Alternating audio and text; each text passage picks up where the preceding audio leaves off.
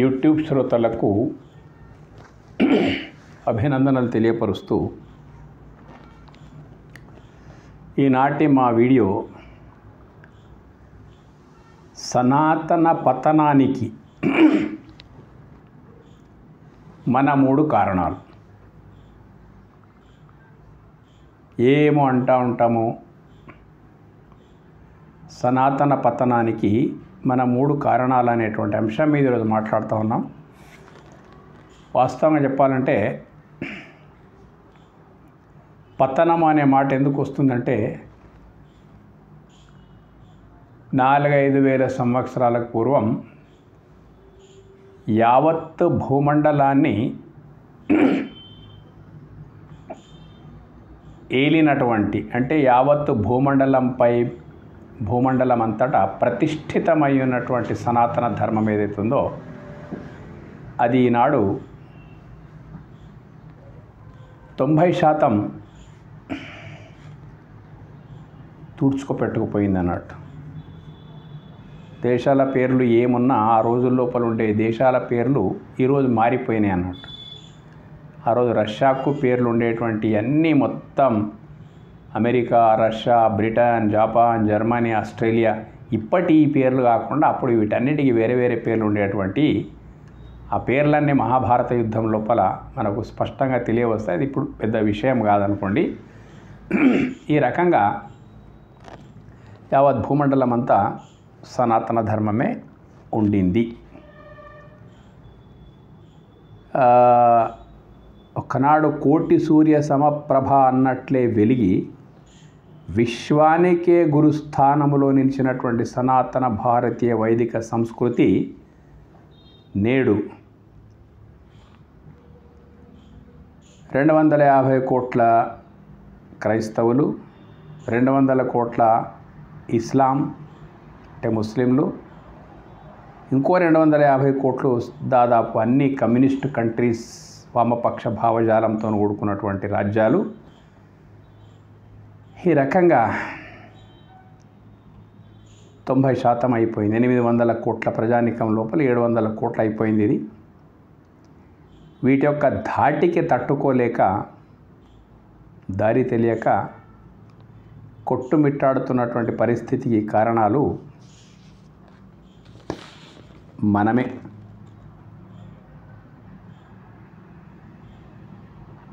ఎందుకు మనం అంటున్నానంటే ముందొస్తుంది ఆ విషయము. మధ్యయుగం నుండి అజ్ఞానము పెరిగిపోవడం. ఏంటిది? ఒకటి అజ్ఞానము, రెండవది అశ్రద్ధ, మూడవది అహంకారం అని 3 కారణాలు చెప్పినామన్నమాట. అవి ఎక్కడో వ్యవస్థకో, దేశానికో, మట్టికో పట్టుకునే కావు, మనుషులకు పట్టుకున్నటువంటి ఈ 3 కారణాలు. మధ్యయుగం నుండి అజ్ఞానం పెరిగిపోవడం. ఏంటిది అజ్ఞానం అంటే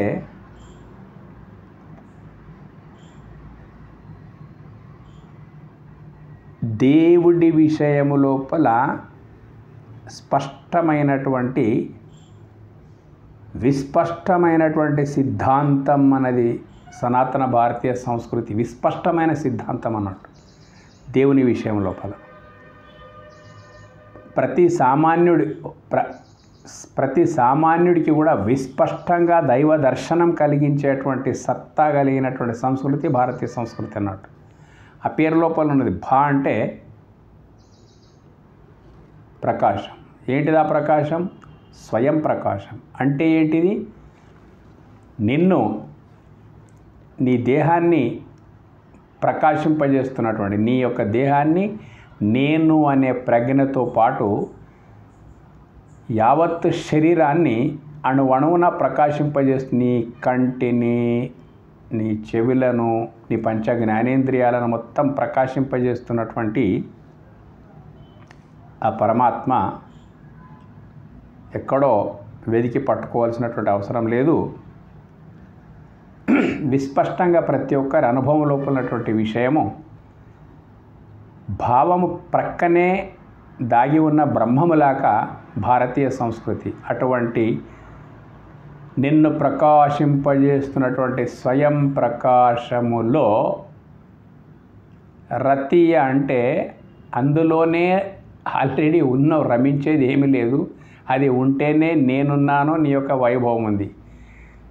ఈ సూత్రాన్ని ఉపదేశించి రమింపజేసే విధంగా, అంటే నీవు నీ స్వయం ప్రకాశములోనే నిరంతరం రమించే విధంగా, నీ స్వయం ప్రకాశమే బ్రహ్మ ప్రకాశం అన్నట్టు రమింపజేసేటువంటి విధంగా నిన్ను సంస్కరించున్నటువంటిదే సనాతన భారతీయ సంస్కృతి. ఎప్పటి నుంచి ఉందంటే సనాతనం అంటున్నాం. సనాతనం ఎందుకంటామంటే దేనికి ఆది అంతము లేదో అది ఒక పరమాత్మనే ఆద్యంతరహితమైనటువంటిది. తత్ సంబంధమైనటువంటి జ్ఞానం కూడా ఆద్యంతరహితమే, అది సనాతనమే. కాబట్టి మనం సనాతనం అంటే ఇది దాని యొక్క అర్థం. సనాతనం అనే వారికి ఎవరికి ఇష్టం వచ్చినటువంటి అర్థం వాళ్ళు చెప్పుకుంటున్నారు. పరమాత్మ ఆద్యంతరహితమైనటువంటి సనాతన తత్వము, తత్ సంబంధ జ్ఞానము కూడా సనాతనమే. జ్యోతి ఉన్నప్పటి నుంచి ప్రకాశం ఉండేటట్లు పరమాత్మ ఉన్నప్పటి నుంచి పరమాత్మ యొక్క జ్ఞానం ఉన్నది, జ్ఞానులు ఉన్నారు. ఇది సనాతనం. భా అంటే ప్రకాశం. ఏం ప్రకాశం? స్వయం ప్రకాశం, విశ్వప్రకాశం. రతీయ అంటే అందులోపలనే రమింపజేసేటువంటిది ఉన్నది అది. కాబట్టి ఇలా రమించడం ఏంటిది? ఇంత లోతైనటువంటి అద్వైత పరోక్ష అనుభూతికి సంబంధించినటువంటి సనాతన ధర్మం అన్నట్టు. ఉన్నదే, ప్రకాశిస్తున్నదే అది ఉంటేనే అదే నాలో నేనై ఉన్నది. ఇంకా రమించడం అనేటువంటి మాట కూడా అంత లోతైనటువంటి మాట ఉందన్నట్టు. మొత్తం మీద ఈ రకంగా దేవుడు అక్కడో ఇక్కడో ఎక్కడో కాదు, దేవుడు ఎక్కడున్నాడో అనే మాటకు దేవుడు లేని చోటెక్కడా అనేటువంటి సమాధానం వస్తుంది అన్నమాట. అంత ధైర్యము, అంత సాహసంతో కూడుకున్నటువంటి సిద్ధాంతం సనాతన భారతీయ సంస్కృతి. అయితే ఏమైపోయింది? మొదటి లక్షణం అజ్ఞానం. దీని జోలికి, జ్ఞానం జోలికి ఎవరూ పోవడం లేదు. కేవలము ముందు వస్తుందన్నట్టు ఆ విషయము, మనకుండేటువంటి మేధో సంపత్తినంతా, భారతీయులకు చాలా మేధా సంపత్తి ఉన్నది. భారతీయులు లేకపోతే అమెరికా ఖాళీ అయిపోతుంది అన్నట్టు.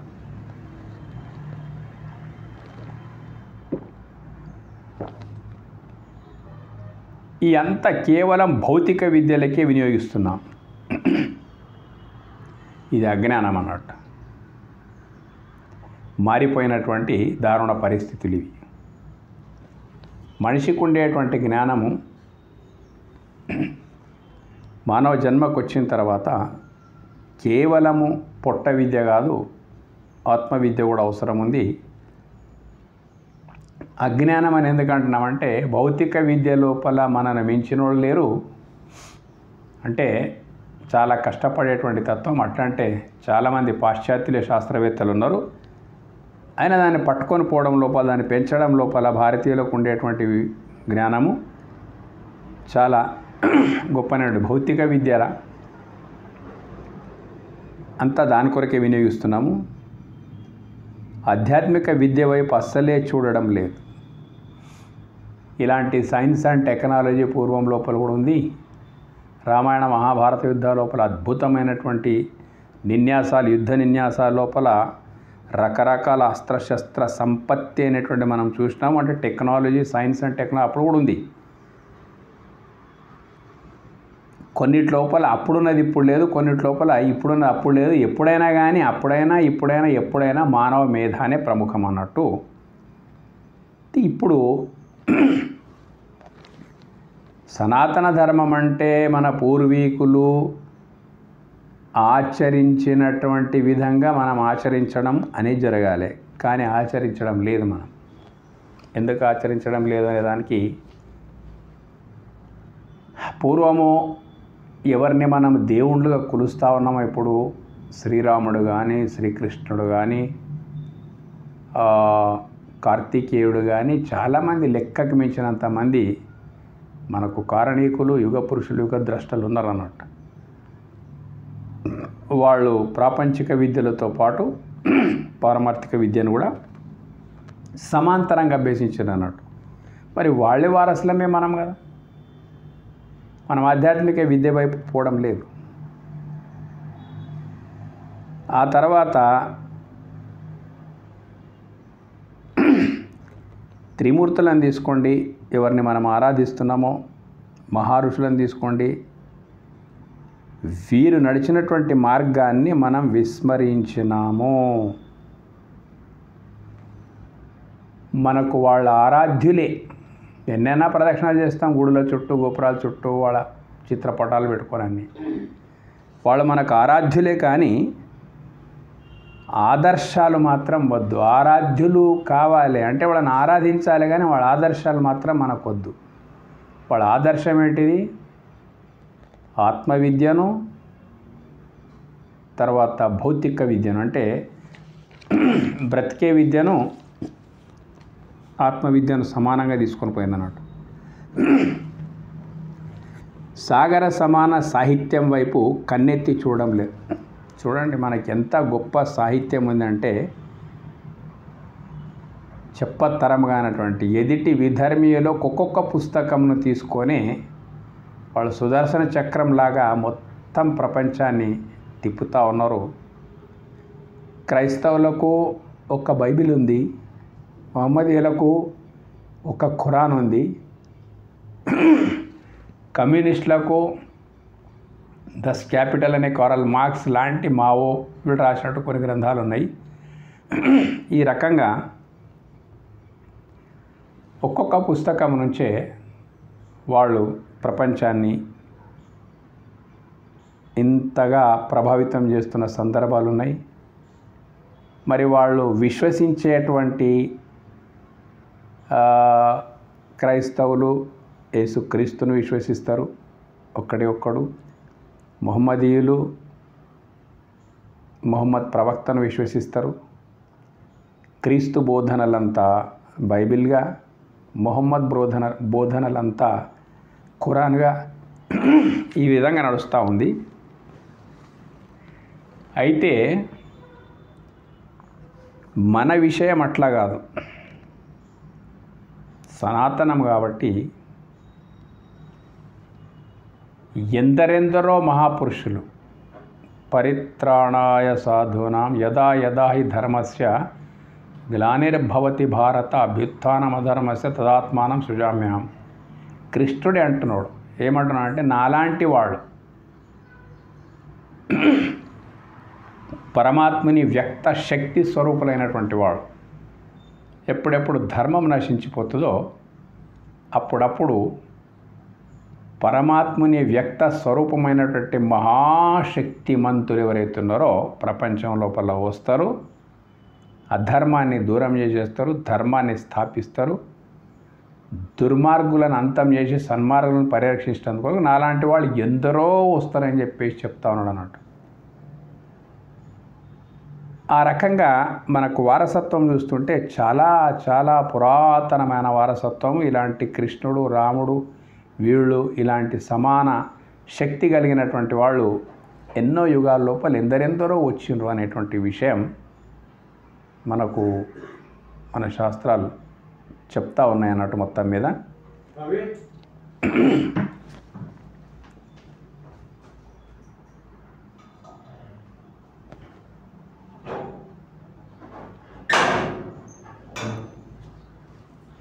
కూర్చోస్తుంది.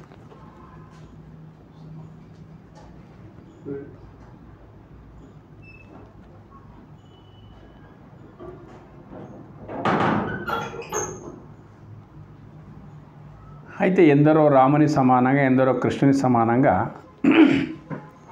వచ్చినటువంటి వాళ్ళు ఉన్నారు. ఎన్నో శాస్త్రాలు, భగవద్గీత కృష్ణావతారం లోపల వచ్చింది, రామావతారం లోపల వశిష్ఠ మహర్షి శ్రీరామునికి ఉపదేశించినటువంటిది, శ్రీరాముడు హనుమంతునికి ఉపదేశించినటువంటి. ఎట్లా ఉందంటే మన దగ్గర సాగర సమానమైన సాహిత్యం.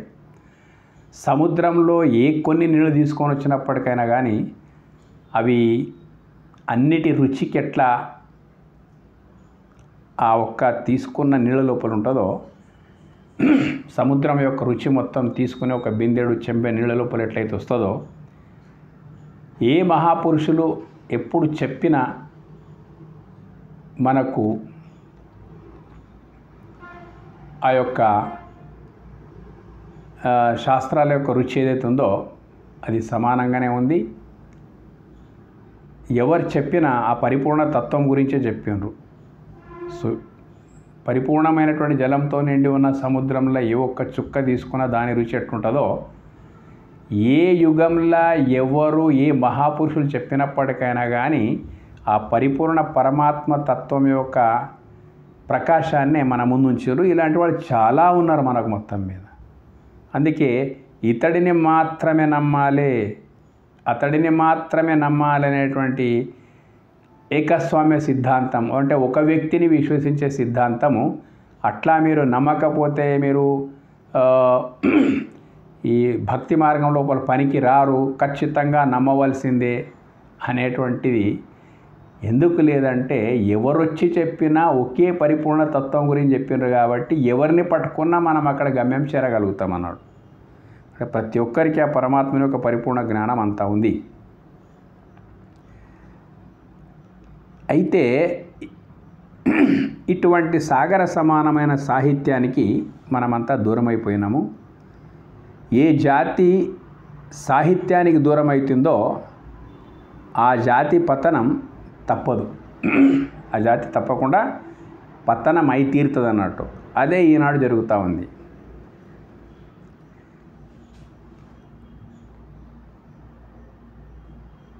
ఇంతవరకు చెప్పినట్టు ఎన్ని గొప్ప గొప్ప పుస్తకాలైనా మనము భౌతిక విద్య కొరకు చదువుతూ ఉన్నాము, కానీ అదే మన చుట్టూ ఉండేటువంటి సనాతనమైనటువంటి జ్ఞానానికి సంబంధించిన విషయాన్ని మనం ముట్టుకోవడం లేదు, తట్టుకోవడం లేదు అన్నట్టు జరుగుతూ ఉంది.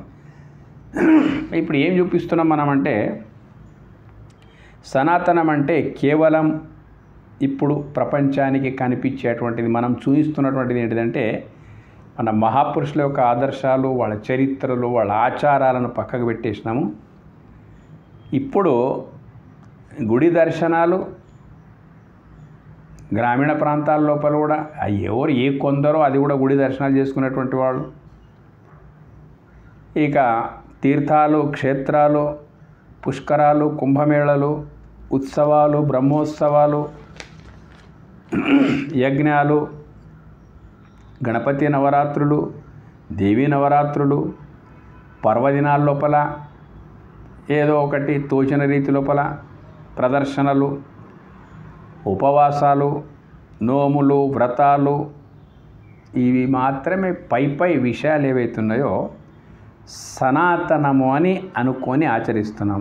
అయితే ఇవన్నీ కాదని అనడం లేదు, ఇవన్నీ అవసరమే. అయినా వీటి స్థితి సనాతన ధర్మం లోపల ప్రాథమిక స్థాయి వీటిది, ఇంతకు మించి మళ్ళీ ఏమి లేదు. ప్రాథమికం పాస్ కాకుండా ఎవడు కూడా డిగ్రీలు పిహెచ్డీలు చేయలేడు, కానీ ప్రాథమికం ప్రాథమికమే, అదే సర్వస్వం అనుకోకూడదు. జరుగుతుంది అక్కడ ఇక్కడ అదే అన్నట్టు. మొత్తం మీద మంచి మంచి మేధావులు కూడా ఈ ప్రాథమిక స్థితిని దాటి ఉండడం లేదన్నట్టు. పెద్ద పెద్ద పదాధికారులు, మేధావులు, శాస్త్రవేత్తలు ఎందరైనా కానీ ప్రాథమికం లోపలనే అత్యధిక శాతం ఇరుక్కొని పోయినట్టు.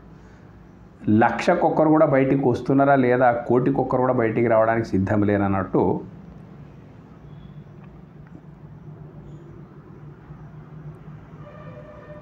అత్యధిక శాతం సనాతనులు ఇక్కడే ఇరుక్కొని పోతూ ఉన్నారు. మరి రాముడు ఎక్కడ పోని, రాముని యొక్క ఆదర్శాలు ఎక్కడ పోని, రాముని పేరిట దర్శనం చేసుకొని టెంకాయ కొడితే రాముడు సంతోషపడతాడా? ఇక భౌతిక విద్యల లోపలైతే మన వాళ్ళు ప్రపంచ ప్రఖ్యాతి, ఎన్నైనా పుస్తకాలు చదువుతారు. ఒక లాయర్ కావాలంటే ఒక ఇంటి నిండా పుస్తకాలు చదివితే కానీ లాయర్ కాలేడు. ఒక ఇంజనీర్ కావాలంటే ఇంటి నిండా పుస్తకాలు చదివితే కానీ ఇంజనీర్ కాలేడు. ఒక రూమ్ నిండా గ్రంథాలు చదవలసి వస్తుంది. తర్వాత విద్య ఏదిగా ఒక 10th పాస్ కావాలంటే కూడా ఎన్నో పుస్తకాలు చదవలసి వస్తుంది. ఇట్లా ఎన్నైనా పుస్తకాలు మనం చదువుకుంటూ ఉన్నప్పటికైనా కానీ ధర్మ గ్రంథాలు ముట్టుకుంటే అంత ఒట్టు అన్నట్టు ఉంటుంది అన్నట్టు. ఎన్నన్నా పుస్తకాలు చదువుతాం, ఎంతో భగవద్గీత చాలా చిన్న బుక్కు, చాలా అది ఉపనిషత్తులు ఉన్నాయి సరిపోతాయి. ఏదైనా కానీ ఒక రామాయణం ఉన్నది సరిపోతుంది, మహాభారతం ఉన్నది సరిపోతుంది, యోగ వాసిష్టం ఉన్నది సరిపోతుంది, జ్ఞానసింధు ఉన్నది, ఎన్ని లక్షల పుస్తకాలు మనకు ఉన్నాయన్నట్టు. అయినప్పటికైనా కానీ ఏవి ముట్టుకోవడం లేదు. ఎంత అన్యాయం! ఒక ప్రాపంచిక డిగ్రీ సంపాదించాలంటే ఎన్నో పుస్తకాలు చదువుతున్నటువంటి మనం మళ్ళీ తెలివితేటల లోపల మునిపెన్నడూ లేని విధంగా ఈరోజు కాంపిటేటివ్ ఎగ్జామ్స్ ఉన్నాయి, ఎన్నో పుస్తకాలు చదువుతూ ఉన్నాము. కేవలం రోజుకు ఒక 30 నిమిషాల పాటైన ఏదైనా ధర్మ గ్రంథం యొక్క అధ్యయనం మనం చేయడం లేదు. కాబట్టి మన జ్ఞానం పెరగడమే లేదన్నాడు మొత్తం మీద. లాయర్లు, డాక్టర్లు, ఇంజనీర్లు, ప్రాచార్యులు, శాస్త్రవేత్తలు, పరిశోధకులు గ్రంథాలయంలో చూస్తుంటే కళ్ళు తిరిగే అన్ని పుస్తకాలు, మస్తకం అంతా వాటికి పెట్టేస్తున్నాం. ప్రపంచ గ్రంథాలకు, ఆధ్యాత్మిక గ్రంథాలకు మనమేం పెట్టడం లేదు. ఎంత గొప్ప వాళ్ళైనా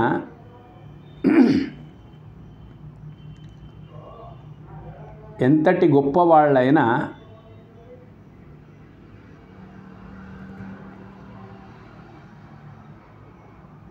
ఆధ్యాత్మిక గ్రంథాలు పెట్టుకోరు.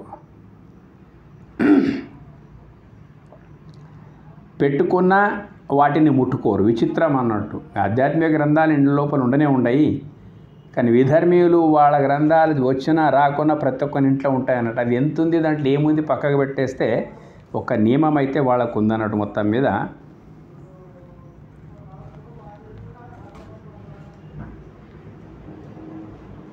అయితే మన వాళ్ళు ఏం కూడా పెట్టుకోరు, ముట్టుకోరు.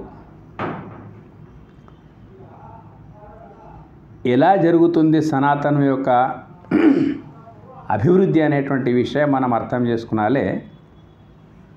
ఒక నినాదం ఉన్నది, ధర్మో రక్షతి రక్షితః అంటే ధర్మాన్ని ఎవడు రక్షిస్తాడో వాణ్ణి ధర్మం రక్షిస్తుంది. ధర్మరక్షణ అంటే మనకు సనాతనం ఇచ్చేటువంటి జ్ఞాన సముపార్జన కొరకు మనం పడేటువంటి ప్రయాసనే ధర్మాన్ని మనం రక్షించడం. కట్టు బొట్టుతోని పరిమితం అవడము సరిపోదన్నట్టు. ధర్మాన్ని నీవు ఆచరిస్తేనే కదా అది నిన్ను రక్షించేది. అంటే ధర్మాచరణ అంటే రాముడు ఉన్నాడంటే రాముని చిత్రపటాన్ని చూసి సంతోషపడము, ప్రదక్షిణ చేసి సంతోషపడము కాదు. రాముని యొక్క ఆచరణ ఏదైతుందో అదే నిజమైనటువంటి ధర్మం. రామో విగ్రహవాన్ ధర్మహాని అన్నట్టు. ఇట్లా ధర్మం అంటే కృష్ణుని మనము కేవలము మొక్కడం కాదు, అతడు ప్రపంచానికి అందించినటువంటి భగవద్గీతను చదివి అర్థం చేసుకుని ఆచరిస్తేనే అది ధర్మం అవుతుంది అన్నట్టు. మొత్తం మీద అప్పుడే అది నిన్ను రక్షించగలుగుతుంది అన్నట్టు. లేకపోతే ఇతరులు నిన్ను భక్షించేస్తారు అన్నట్టు. నీ ధర్మం యొక్క విషయం జ్ఞానం నీకు లేకపోతే లాభం లేదు. ఏ జాతి సాహిత్యానికి దూరం అయిపోతుందో ఆ జాతి పతనం తప్పదు. ఇది మనకు ఉండేటువంటి అజ్ఞానం. అంటే ఏం మనం చేస్తున్నామో దానికి సంబంధించిన వివరాలే మనకు తెలియాలి. యాంత్రికంగా కాపీస్ట్లం తయారైపోతున్నాం తప్ప మళ్ళీ ఏమీ లేదు. మనది జ్ఞానము సాగర సమానమున్న మన సాధనలో అదంతా సున్నా. ఇది అజ్ఞానం. సరే, ఈ అజ్ఞానాన్ని దూరం చెయ్యాలని ఎందరెందరో మహాపురుషులు ప్రయత్నం చేస్తున్నప్పటికైనా కానీ శ్రద్ధ మన దగ్గర లేదు. ఎట్లా లేదు అంటే ఇప్పుడున్న ఎలక్ట్రానిక్స్ మీడియా టీవీ లోపల ఏమేమి రావాలని అవన్నీ వస్తూ ఉన్నాయి. ఎన్నో చూస్తూ ఉంటాం. ప్రతి సీరియల్స్ మీద శ్రద్ధ, ఇంకా రకరకాల కార్యక్రమాలు ఏవైతే ఉంటాయో హాస్య ప్రధానమైన పిల్లలకు అవి ఇవి ఏం చెత్త చెదారం ఏదైతే ఉందో వాటి మీద శ్రద్ధ మనకు చాలా ఉంది. కానీ అందులోపలనే మంచి మంచి కార్యక్రమాలు వస్తున్నాయి, వాటి మీద మనకు శ్రద్ధ లేదు. కాబట్టి భగవద్గీతలో మాట వస్తుంది, జ్ఞానముకు తల్లి ఎవరప్ప అంటే శ్రద్ధ, పుస్తకం కాదు. నీకు శ్రద్ధ ఉంటేనే పుస్తకం తీస్తావు కదా. కాబట్టి శ్రద్ధావాన్ లభతే జ్ఞానం. ఎవడికి శ్రద్ధ ఉందో వాడికి జ్ఞానం తప్పకుండా లభిస్తుందని చెప్పేసి భగవద్గీత చెప్తా ఉన్నది. ఈ రకంగా శ్రద్ధ అనేటువంటిది జ్ఞానానికి తల్లి లాంటిది.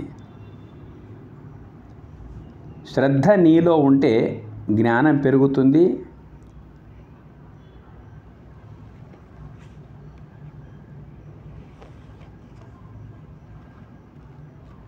శ్రద్ధ అనేది మన లోపల లేదు. చూడండి,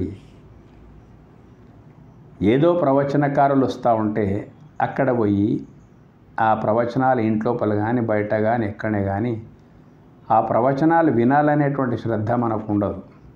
పోయి కూర్చుంటాం, అనేక కారణాల వల్ల పోయి కూర్చుంటాం. పక్కోడు పోయారు కాబట్టి మనం పోవడము, ఇక పోకపోతే ఆ కమిటీ వాళ్ళు ఏమనుకుంటున్నారు అనుకోవడము, ఇటువంటి అన్నీ కట్టుబాట్లకే లోబడి మనం ఎక్కడైనా ఆధ్యాత్మిక కార్యక్రమాలకు పోతున్నప్పుడు అక్కడ పోయిన తర్వాత వాళ్ళ ప్రపంచ విషయాలే మాట్లాడుకుంటామంటే శ్రద్ధ అనేటువంటి శ్రద్ధావిరహితం యజ్ఞం తామసం పరిచక్షతే భగవద్గీత చెప్పింది అన్నట్టు.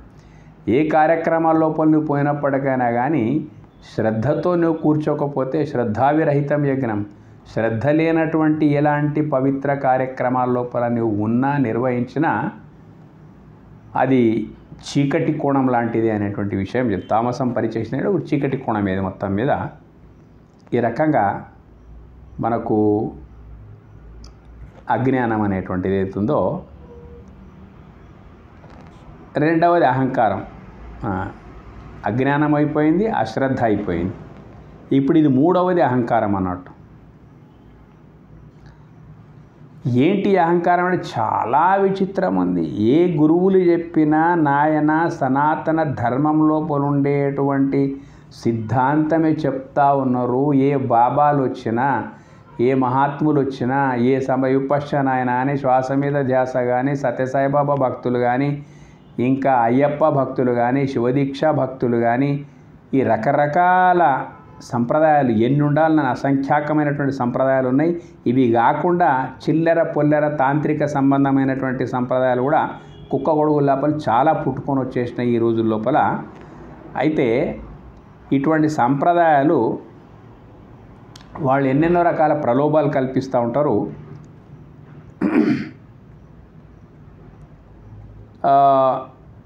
జ్ఞానం కొరకు ఏ గురువులు కావాలో తెలియక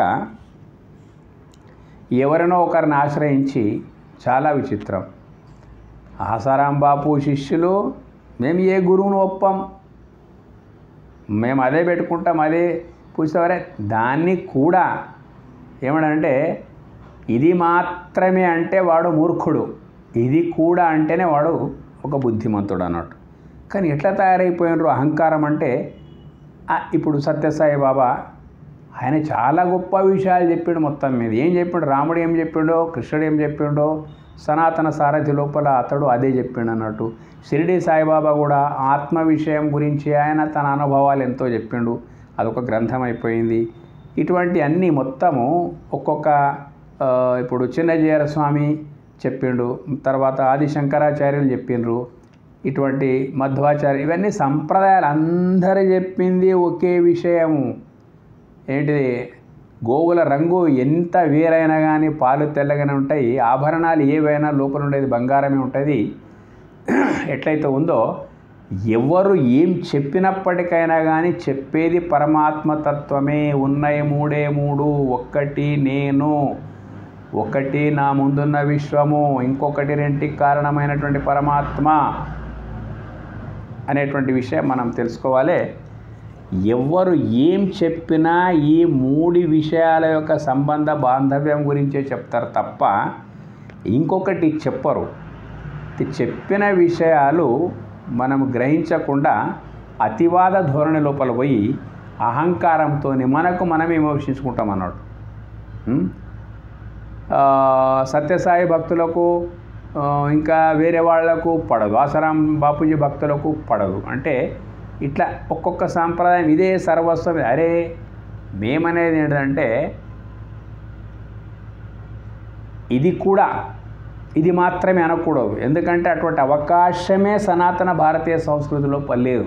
ఇది మాత్రమే అన్నోళ్ళు అందరూ అవుట్ అయిపోయారు. బౌద్ధిజం పోతాం ఇది మాత్రమే, జైనిజం పోతాం ఇది మాత్రమే, ద్వైత సంప్రదాయంకి వస్తే ఇది మాత్రమే, అద్వైతంకి వస్తే ఇది మాత్రమే, మా వాళ్ళు మా గురువులు. ఇటువంటి అహంకార ప్రధానమైనటువంటి విషయం ఏదైతే ఉందో చాలా పీడిస్తూ ఉన్నది అన్నట్టు. మొత్తం మీద ఎవరికి వారే యమునా తీరే అన్నట్లు అహంకారంతో పతనమైపోవడం జరుగుతూ ఉంది. మొత్తం మీద సనాతన భారతీయ వైదిక సంస్కృతి వారసులమైనటువంటి మన దగ్గర ఏ ఒక్కరిని పట్టుకున్నా పరమాత్మునితో సమరసం కల్పివేయగల సిద్ధాంతం సనాతన సిద్ధాంతం. ఇక్కడ స్వర్గ నరకాలు లోకాంతరాల కన్నా అతీతమైన పరిపూర్ణ దర్శనం సనాతన ధర్మం యొక్క సొంతం అన్నట్టు. లక్షలాది మహర్షుల పరంపర, లక్షలాది దార్శనిక గ్రంథముల సమాహారం అనేది దేవుని గురించి భయపెట్టడము విధర్మీయుల పని. అంటే వేరే ధర్మాల లోపల దేవుడు అంటే ఒక మింగేస్తాడు, కొరికేస్తాడు, నరికేస్తాడు, కాల్చేస్తాడు, ఇటువంటి అన్ని. దేవుడు అంటే దేవుని పేరు తీసుకుంటే ఏ భయము లేకుండా మనసు తయారైపోవాలి. కానీ దేవుని పేరిటనే భయపెట్టేటువంటి సంప్రదాయాలు ఎన్నో ఉన్నాయి, మతాలు ఎన్నో ఉన్నాయి. దేవుని గురించి భయపెట్టడము విధర్మీయుల పని అయితే దేని భయం లేకుండా చివరికి దేవుని భయం కూడా తొలగించి, దాని భయం దీని భయం కాదు, చివరికి దేవునికి సంబంధించిన భయం కూడా తొలగించేస్తున్నాడు. మొత్తం మీద తొలగించి నీలో నేనే వెలుగొందుచున్నటువంటి తత్వం ఏతుందే పరమాత్మే తత్వమే నీలో నేనే వెలుగుతుందనేటువంటి ప్రత్యక్ష అనుభవం కల్పించేటువంటిది సనాతన ధర్మం అన్నట్టు. మొత్తం మీద ఈ రకంగా మనకు సనాతన ధర్మం ఉన్నది. నేనెవరు, ఈ జగత్తేమిటి, దేవుడు అనగా ఎవరు, ఎక్కడుంటాడు, ఎట్లుంటాడు, కనిపిస్తాడా అన్న విశ్వజనీనమైన ఈ ప్రశ్నలు లేనోడు ప్రపంచం లోపల ఎవడూ లేడు. విశ్వజనీన సర్వకాలీన మహాప్రశ్నలు విధర్మీయులు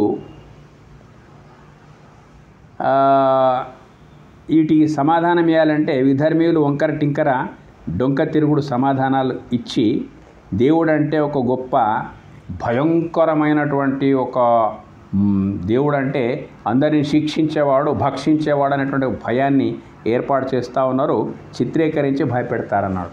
కానీ అక్కడ లేదు, మన దగ్గర అట్లా లేదు. అది ఏమున్నప్పటికైనా కానీ ఒక్క విషయం జ్ఞాపకం ఉంచుకోవాలి మనము. ఏంటిదంటే మన ధర్మాన్ని, సనాతన ధర్మాన్ని ఢీకొని పతనం చేసేటువంటి సామర్థ్యము వాస్తవంగా చెప్పాలంటే ఏ మతానికి లేదు, మత గ్రంథాలకు లేదు.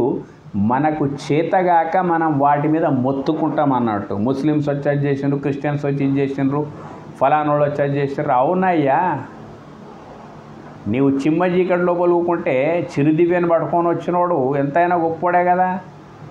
నీ దగ్గర కోటి సూర్య సమానమైనటువంటి సాహిత్యం ఉన్నప్పటికైనా అంత చీకటి కోణం లోపలికి వెళ్ళిపోయినావు నువ్వు. అటువంటిప్పుడు చేసేదేముంది ఇంకా. కాబట్టి ఏ మతాలు కూడా మన మతాన్ని ఢీకొని పతనం చేసే సత్తా వాటికి లేదు.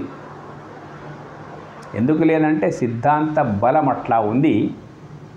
మన బలంను మనం తెలుసుకొని మన వెలుగు లోపలికి మనం వెళ్ళిపోతే ఏ మతాలు ఏ ధర్మాలు కూడా ఏమీ చెయ్యవు. జ్ఞాపకం ఉంచుకోండి. మనము పతనమవుతున్నది కేవలము మనకుండే అజ్ఞానము దూరం చేసుకునాలనే శ్రద్ధ లేకపోవడము. ఆ శ్రద్ధ కొంచెం ఉందనుకుంటే తర్వాత ఇటువంటి అహంకారం రావడము, ఈ అజ్ఞానము, అశ్రద్ధ, అహంకారం ఇవి ఒకటి. బ్రెయిన్ ట్యూమర్ లాగా ఒకటి ఉంది, క్యాన్సర్ లాగా ఒకటి ఉంది, హార్ట్ అటాక్ లాంటిది ఒకటి ఉంది. 3 రోగాలతో కొట్టుమిట్టాడుతున్నాం మనము. బ్రెయిన్ ట్యూమర్ అంటే అజ్ఞానం, అర్థం చేసుకోండి. క్యాన్సర్ అంటే అశ్రద్ధ, గుండెపోటు అంటే అహంకారం. మన సనాతన ధర్మం అనేటువంటి దానికి మనం పోల్చుకుంటే ఈ రకంగా ఈ దుస్థితి మనకున్నది. కాబట్టి వీటి లోపల నుంచి బయటికి పడితే చాలు, మనం ఏం చేయవలసిన అవసరం లేదు అనేది మా అభిప్రాయము. ఇదంతా ఏదో ధర్మం మనని ఏమీ చేయలేదన్నట్టు ఆ ధర్మ సంస్థాపకులు, ఆ మత స్థాపకులంతా పునః లేచి మన ముందుకు వచ్చినప్పటికైనా కానీ సనాతన ధర్మమును ఛాలెంజ్ చేసే సత్తా ఎవరికి కూడా లేదనేటువంటి విషయం మనం తెలుసుకోవాలి. ఆ తెలుసుకున్న నాడు మన ధర్మానికి మళ్ళీ పూర్వ వైభవం, పూర్వ విశ్వగురు స్థానం వస్తుందని చెప్పేసి నా అభిప్రాయం. ఇది మీకు నచ్చితే సబ్స్క్రైబ్ చేయండి. విస్తృతంగా అజ్ఞానం లోపల నుంచి, అశ్రద్ధ లోపల నుంచి, అహంకారం లోపల నుంచి బయటపడడానికి ప్రయత్నం చేయండి. ధన్యవాదాలు.